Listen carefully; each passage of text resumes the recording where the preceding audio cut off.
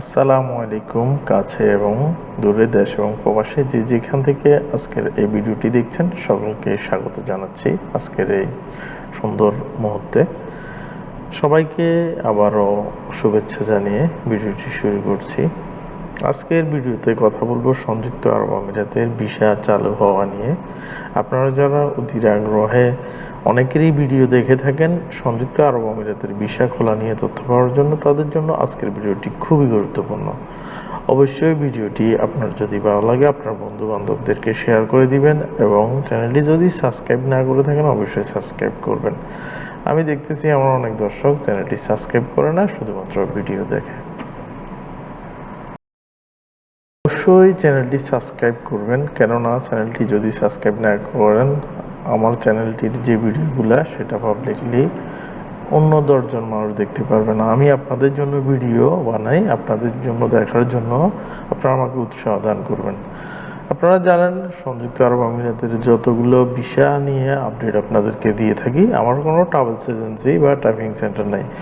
কোনো travels agency বা travelling সেন্টারে এখনও পর্যন্ত রেফারেন্স আমি আপনাদেরকে দিই নেই বা বলি নেই যে অমুক ট্রাভেলিং সেন্টারে যান বা অনেক জায়গায় ভিসা করেন।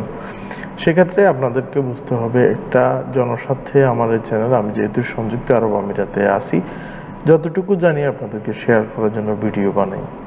আর আমার ভিডিওটি দেখে আপনারা যদি আপনাদের পয়সা, আপনাদের আর্থিক অবস্থা সেভ করতে পারেন, ভালো একটা জায়গায় যদি আপনারা ভিসা করতে পারেন, তাহলে সেটা আপনাদের জন্য খুবই কল্যাণকর এবং আমার জন্য খুবই কল্যাণকর। কারণ আপনার সাথে জড়িত আছে আপনার একটা ফ্যামিলি। আপনি যদি ভালো থাকেন আপনার ফ্যামিলিটি ভালো থাকবে, আর আপনি যদি খারাপ থাকেন আপনার ফ্যামিলিটি খারাপ থাকবে। সেই জন্যই আমার এই পথ চলা, আমার এই ভিডিও বানানো। আপনাদেরকে আরও একটা কথা বলি, ইউটিউবে নিয়মিত ভিডিও না দেওয়ার কারণে ভিডিওর রিচ কিন্তু অনেকটা কমে যায়। কিন্তু তারপরেও আমি শুধু টপিকস আপনাদেরকে দিলে তো হবে না, যেটা আপনারা এত কষ্ট করে শুনবেন, সময় ব্যয় করবেন যাতে করে আপনারা ভালো একটা রেজাল্ট পান, ভালো একটা নিউজ পান। সেজন্য আমি চেষ্টা করি আমার প্রত্যেকটা ভিডিওতে আপনাদেরকে কিছু জানানোর জন্য।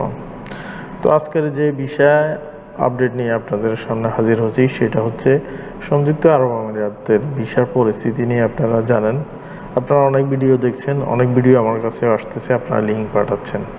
সংযুক্ত আরব আমিরাতের ভিসা কি আসলে চালু হতে যাচ্ছে? 16 তারিখের আপডেট, 14 তারিখের আপডেট অনেকে দিচ্ছে, আপনারা অনেক দেখবেন সোশ্যাল মিডিয়াতে অনেক বেশি ভিসা হচ্ছে, ভিসার জন্য যোগাযোগ করুন এইসব কথা বলতেছে। General labour, mason, general helper, বিভিন্ন রকম আপনার ভিসার ওনারা ব্যবস্থা করে দিচ্ছেন এবং কি ওনারা করে দিতে পারবেন বলে বলতেছেন। আসলে আপনাদেরকে সত্যি একটা কথা বলি, বর্তমানে সংযুক্ত আরব আমিরাতের বেশ কিছু মানুষের কিন্তু ভিসা রিনিউ হচ্ছে না। প্রথম দিক থেকে ট্রান্সফার বন্ধ, সেটা তো আপনারা অনেকেই জানেন। যাদের কোম্পানিতে আছেন, যে কোম্পানিতে আছেন ওই কোম্পানি থেকে অন্য কোম্পানিতে ভিসা না লাগাতে পারতেছেন অনেকে, অনেকে যে কোম্পানিতে আছেন ওই কোম্পানিতে ভিসা রিনিউ করতে পারতেছেন না। কি কারণ, কি সমস্যা কেউ সঠিকভাবে বলতে পারতেছেন না। এভাবে মানুষের বিভিন্ন পেরেশানি, অনেক লোক কিন্তু দেশে চলে যাচ্ছে। কিন্তু এর মাঝে কিছু ভণ্ড আছে, আপনার ইউটিউব, ফেসবুকে ট্রাভেলস এজেন্সি খুলে, তাদের ট্রাভেলস এজেন্সিগুলো তো জমজমাট রাখতে হবে, তাদের বিজনেস তো ভালো রাখতে হবে। আপনারা যদি তাদের কাছে না যান তাদের তো বিজনেসটা ভালো যাবে না। সেই জন্য আপনাদের মনোযোগ আকর্ষণ করার জন্য আপনাদেরকে আপনাদের ভিসা নিয়ে আপনাদেরকে আপডেট দিয়ে দিয়ে ওনাদের বিভিন্ন জায়গায় বিভিন্ন অফিস আছে, ওখানে নিয়ে গিয়ে দুবাইয়ের কথা বলে আপনাদেরকে রোমানিয়ার কথা বলবে, দুবাইয়ের কথা বলে আপনাদেরকে সৌদির কথা বলবে, দুবাইয়ের কথা বলে আপনাদেরকে মাল্টার কথা বলবে। এভাবে বলে আপনাদেরকে অন্য জায়গায় ডাইভার্ট করার চেষ্টা করবে। কিন্তু আপনাদের খেয়াল আপনারা দুবাই আসবেন, এখন কি দুবাইয়ের ভিসা বন্ধ থাকলে আপনারা কি তার কাছে যাবেন? তার কাছে যাবেন না। সেই জন্য নিয়মিত এসব আপডেট দিচ্ছে। অনেকে দেখবেন ভিসা চালু হচ্ছে, 16 তারিখের আপডেট, 14 তারিখের আপডেট, এভাবে কিন্তু নিয়মিত আপডেট আপনারা দেখতেছেন চ্যানেলে। সেই জন্য আমি আপনাদেরকে সত্যটা উন্মোচন করে দিচ্ছি। এখন পর্যন্ত ভিসা খোলার কোনো প্রকার আপনার চান্স আমি দেখতেছি না। আর নতুন করে লোক আসতেছে এরকমটিও কিন্তু না। তো আশা করি আপনারা সবাই আমার এই কথাগুলো বুঝতে পারছেন। অবশ্যই আপনার অর্থনৈতিক নিরাপদ রাখার দায়িত্ব আপনারই।